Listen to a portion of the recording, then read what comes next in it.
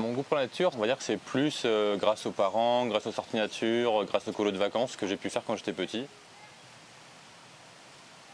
La Guyane, ça m'a toujours un peu attiré. J'aime les grenouilles, j'aime les serpents, j'ai envie de voir plus.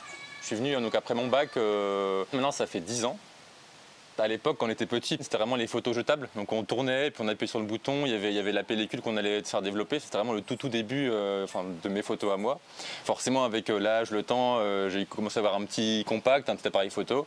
Et c'est vraiment en Guyane où je me suis dit, là en fait j'aime vraiment ça, j'en fais depuis maintenant en amateur depuis un petit moment, j'ai envie d'avoir du vrai matériel. Et c'est là que je me suis équipé en réflexe, du coup une vraie caméra avec un bel objectif pour faire des photos macro notamment de la faune en Guyane. Actuellement, là, je check mes affaires pour le bivouac. Donc en termes de couchage, c'est assez simple, ça va être hamac, bâche et duvet, parce que la nuit en forêt, il fait quand même assez froid. Après, il faut penser aux affaires type vêtements longs, une lampe frontale pour la nuit évidemment, et le matos photo.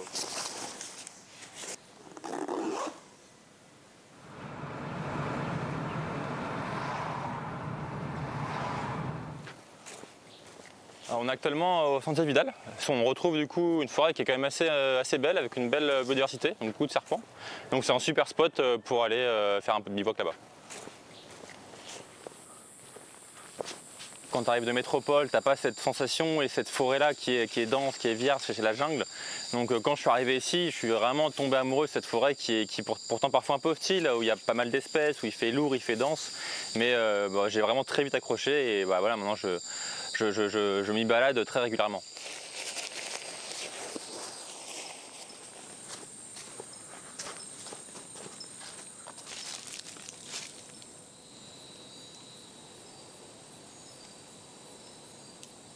On est toujours un peu excité quand on part et puis quand on est dans la forêt, il y a ce moment un peu d'attente, de patience à chercher les animaux parce que c'est pas forcément évident. Même si l'espèce je l'ai vue 10, 15, 20 fois, quand je la revois je suis toujours hyper content, donc toujours émerveillé et puis toujours comme un grand enfant. Ah. Donc là on a un superbe individu de liane coiffée. Donc c'est un serpent qui est plutôt petit, qui est brun marron. Donc un bel adulte ici, c'est vraiment un serpent qui est très dur à voir la journée. Du coup, on sort l'appareil photo, on va faire des petites photos de cette belle espèce, voir ce que ça donne.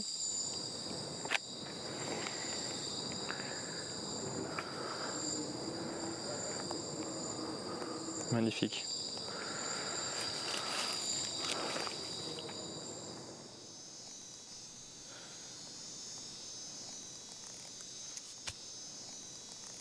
Prendre des photos de la nature, c'est ça que je trouve ça hyper intéressant, autant pour moi, pour immortaliser un peu des moments, pour avoir des souvenirs et pour pouvoir voir ce que aussi un peu inventorié par la photographie ce que je vois. J'aimerais bien faire en effet un livre plutôt spécialisé reptiles et amphibiens.